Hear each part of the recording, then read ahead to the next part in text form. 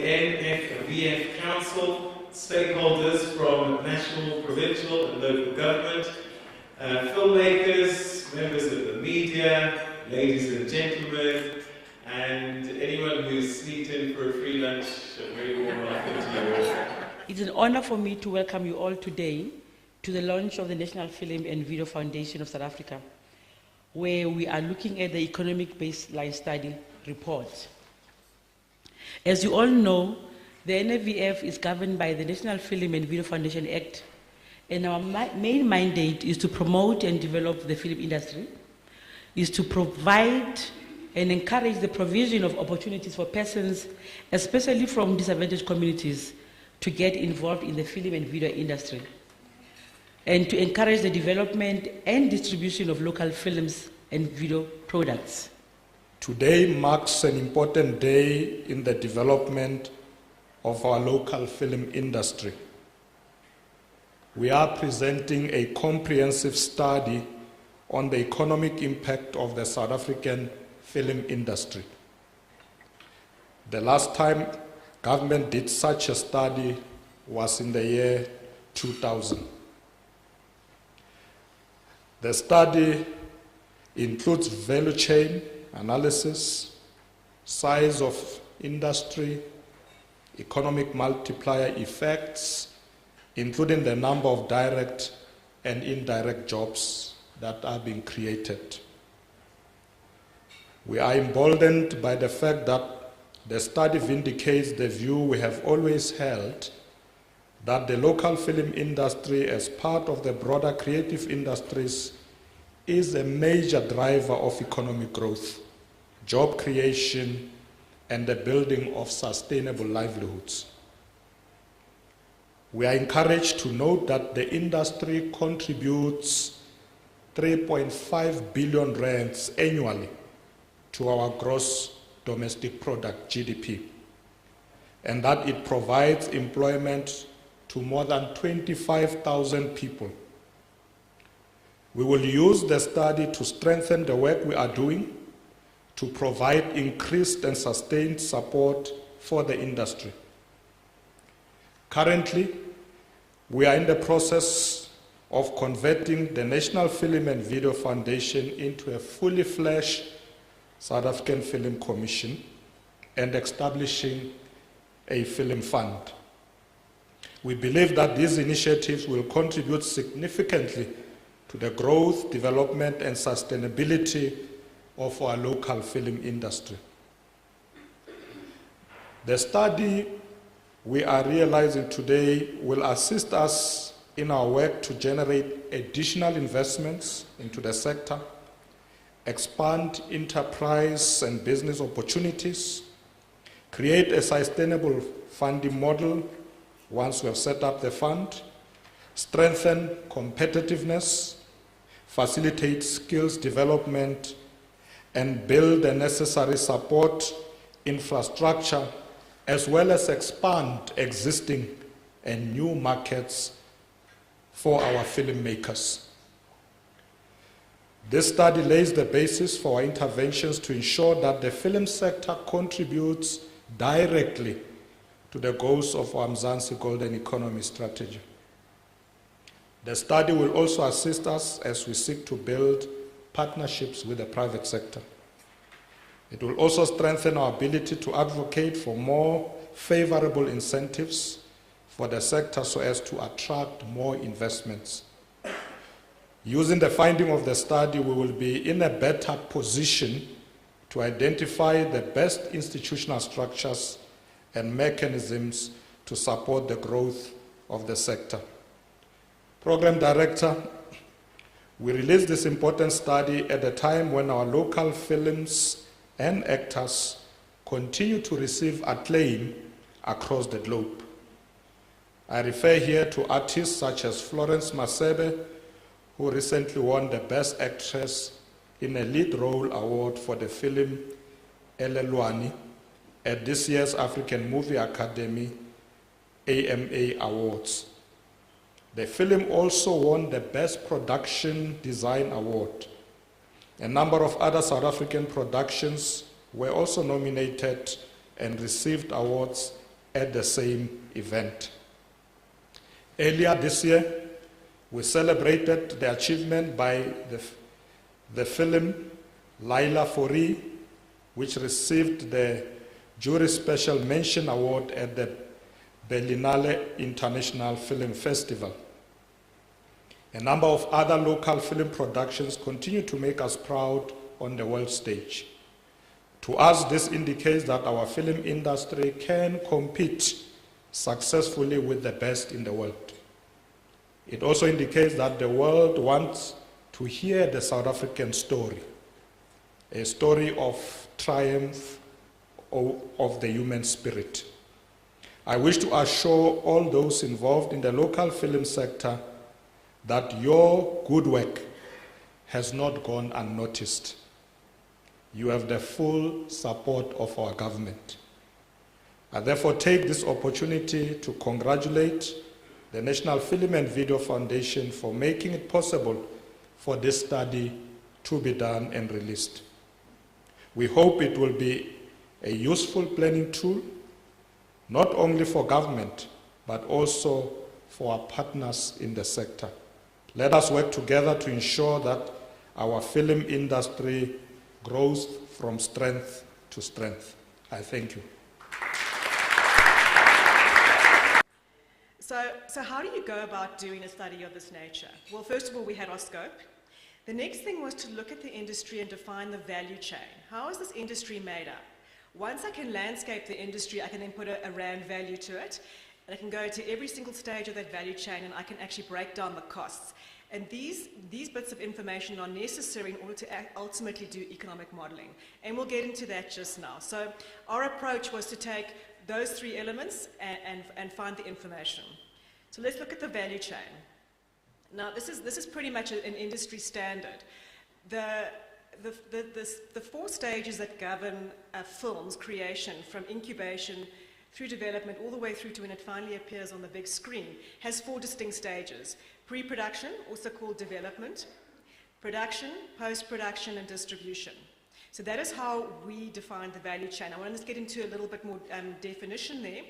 Pre-production, as I said earlier, was the incubation stage. This is the stage where you're defining concepts, you're looking at screenplays, you're trying to find funding, getting your legals sorted, getting your rights sorted. All of that happens in pre-production. The next stage is production. This stage starts from the day the cameras start rolling. It's called the first day of principal photography. So everything that happens up until that date is pre-production. Then when the cameras start rolling, you've got production, and that ends on the last day that the cameras roll. So it's the entire shoot. Then for post-production, we defined it as, okay, the film's in the can, now it needs to be finessed so they can go onto the big screen. So it has to be edited, sound needs to be added, it needs to be graded, etc. So all of those processes are put into post-production. And ultimately, you've got a finished product which you now need to distribute, and that goes into the distribution stage. So it's the marketing, the creating the awareness, doing the deliverables, going across all the various platforms.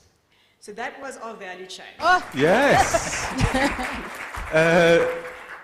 Next to Zama, we've got, it looks like Jeff Jacobs, who's an economist in Deloitte's Economic Advisory Unit. So all those questions that Judy couldn't answer, interest rates. He's the man.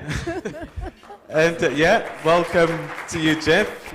The DTI has got their fingerprints all over everything that we do.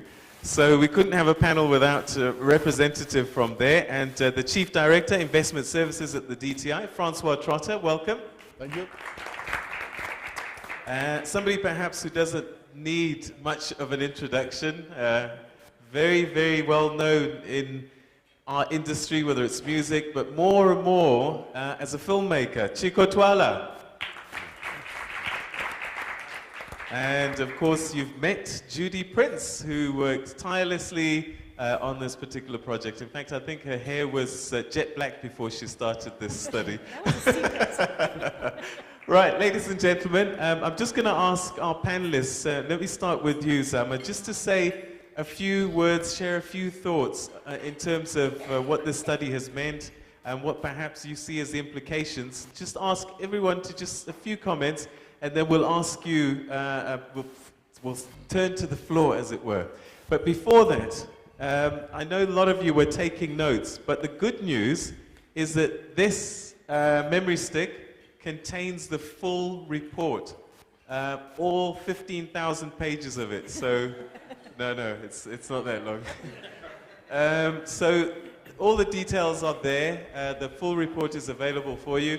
And also, it's live on the website now as well. So you can go to the website and also download it. So, Sama, let's start with you. Thank you very much, Peter. This certainly is quite a momentous occasion for us in the NFVF. I think it fills us with great pride that we, as the organization that's mandated to spearhead the development of the industry, we are able to have spearheaded, a study like this one, because we know that the film industry has come a long way, despite whatever perceptions other people who are not in the industry may have about the industry, but those of us who are in industry have always taken it seriously. But the absence of data, the absence of intelligence has contributed to not being given the stature that in fact we deserve as the film industry. So I think the opportunity to really spearhead the study and make sure that research is done and data is collected that will inform our strategies going forward is something that really is quite exciting for us. And we are looking forward to the engagement with industry today, but not only just this afternoon, but I think going forward, we are looking forward to more engagement as we understand and we hear from people in terms of how do we use the data that was received in order to grow the industry further. Sam Nkosi, thank you very much indeed. Jeff Jacobs, a couple of thoughts on this study. I mean, you guys worked very hard on this. Yeah. I think for me, the interesting part about a study like this is are all the additional questions that come out of it. So we've done quite a number of studies similar to this one for a number of industries. And there's always more questions that come out of these studies.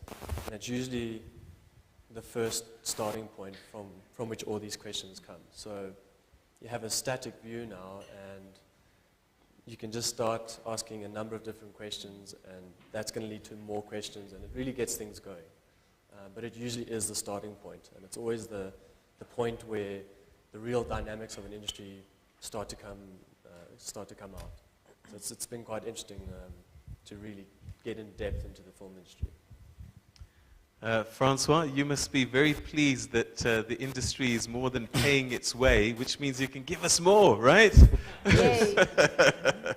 Well, as you've stated, I mean, such an impact analysis assists us as DTI to go to Treasury, to provide additional motivation why we actually need more funds.